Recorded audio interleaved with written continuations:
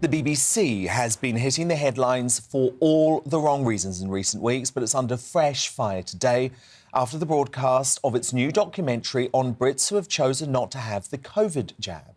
Unvaccinated saw 7 folk put in a house for 5 days while a flurry of so-called experts tried to diffuse their concerns about taking the injection. Presented by Professor Hannah Fry, a data-crunching mathematician who takes credit for bringing us out of the first lockdown in 2020.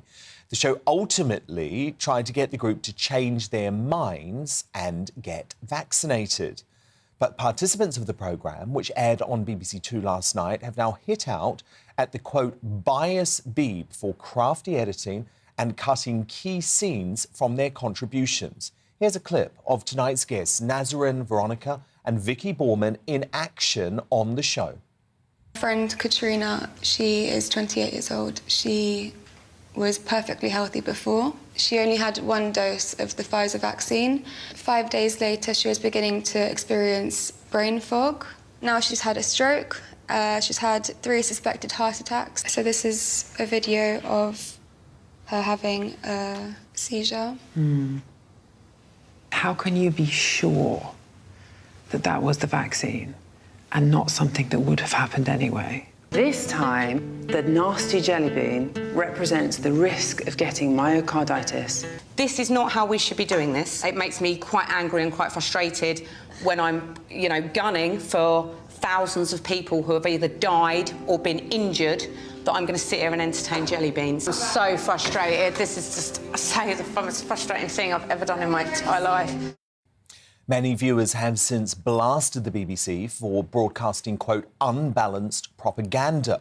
And the Daily Telegraph also let rip, calling the programme a painfully patronising documentary that was akin to Big Brother sponsored by Pfizer, before giving it a paltry 1 star out of 5.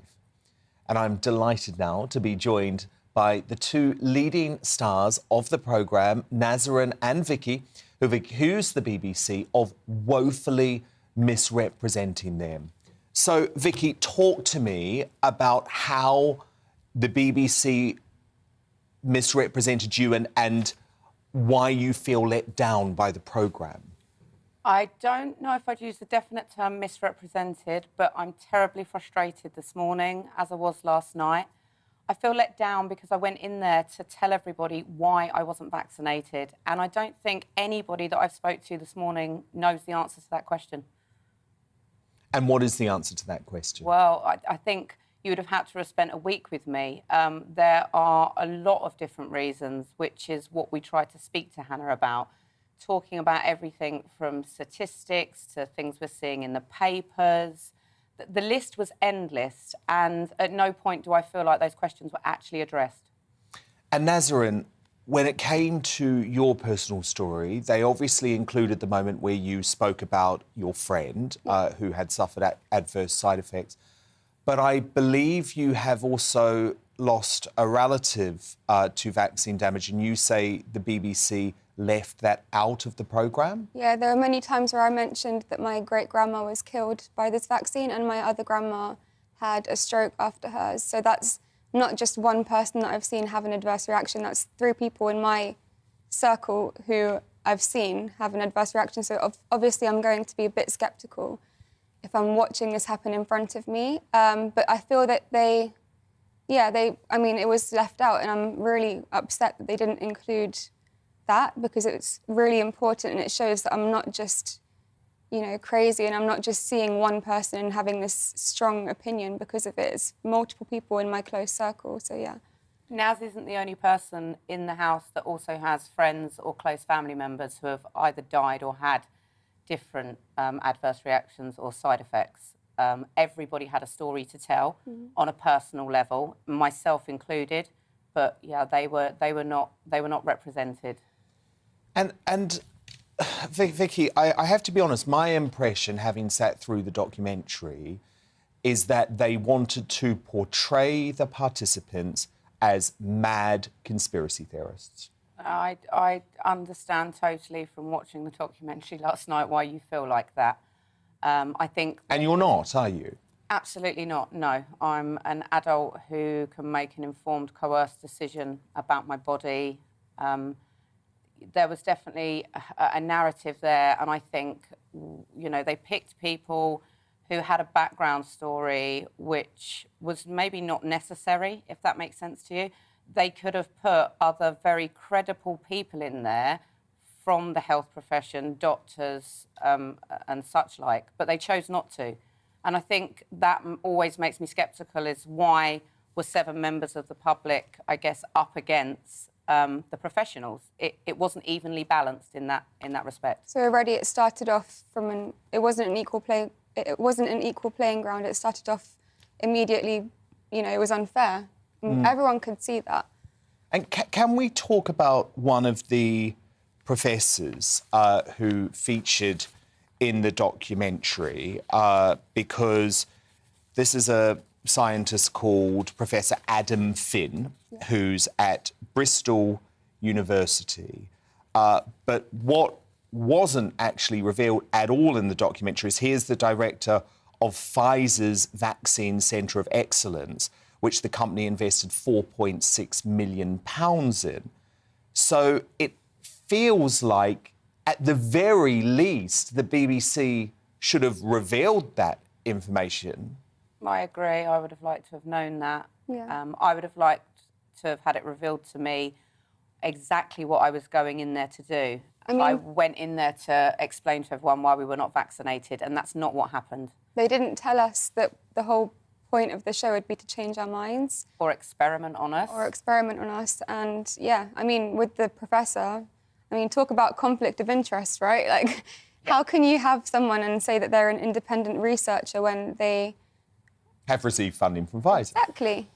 And the other thing that really shocked me was just the complete lack of anyone actually saying, hang on a moment, why would Vicky and Nazarin need to get the COVID vaccine? You are young, you've quite possibly had COVID before, which would give you a natural immunity. There was no... I mean, I literally don't think the phrase natural immunity was mentioned once. We would have said it 100 times. I think there was a time where I think one of the scientists who was working in making the vaccines, he said that vaccine antibodies are higher than natural immunity antibodies, which is completely false. I mean, if you look at, there are many studies which prove that that is not correct. So that was shocking to watch back. A lot of the time we did have the professionals actually on our side. They were saying things that were not going to portray the vaccine in a positive light, so that those comments have just been left out.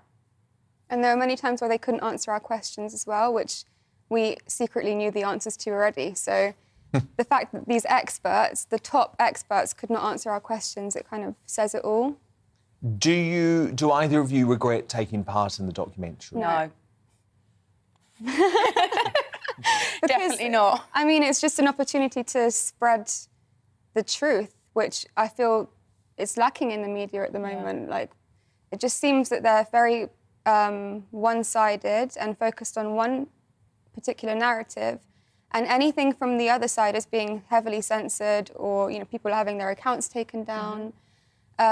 So, yeah, I don't regret it at all. No, I'm glad I went on. I'm glad I went on, and if anything, it's made me question even more everything, including the vaccine. Why couldn't we just have an open adult conversation, an actual, what I would class as a documentary on why I'm not vaccinated? What was everybody so worried about? Do you think these sorts of documentaries and the way that they're portrayed spreads division in society? Because that's my real concern. The BBC, who claim that they want to be diverse, they actually want to treat the unvaccinated as if they're some sort of freak show. Well, that's something that we said a lot, is that actually, you know, we can sit down and be adults and speak to you in a nice way. To have jelly beans representing people who have died, and I said there and then, thanks to editing, you won't see that, but it isn't just about the people that died from a vaccine or the people that have died from the adverse reactions. It's people that died of COVID as well. We're representing those people's lives with a jelly bean. it's patronising. So if you're going to treat us like children, in many times you'll see that we got frustrated and walked out because I'm not there to be treated like a child. Sit down and treat me and act like an adult, and, you know, we could have had a really good documentary. There was substance in there that I think I'm gutted that wasn't shown. Yeah. Well, Vicky, Borman and Nazarin, Veronica, thank you so much for Thank agreeing you to for having speak us. out about your experience tonight. Of course, we do get both sides of the story, as you know, on GB News. So we have approached the BBC today, and this is how they responded. This one-hour documentary accurately represents the views expressed during filming and adheres to the BBC's strict editorial guidelines, especially with regards to accuracy and fairness. And a Department of Health and Social Care spokesman said all vaccines have undergone robust clinical trials and meet the UK medical regulators' strict standards of safety, effectiveness and quality. On the professor featured in the programme, who works at Pfizer's vaccine centre, mentioned by our guest tonight, a BBC spokesman said Professor Finn is an employee of the University of Bristol and in that capacity leads a research group within the Pfizer Vaccine Centre of Excellence. He is not a director in a corporate sense and receives no payment or benefit directly from Pfizer. His work in relation to COVID-19 vaccines is independent of Pfizer's control or direction and will be subject to peer review in the usual way. He did not lead or conduct any trials of the Pfizer COVID-19 vaccine.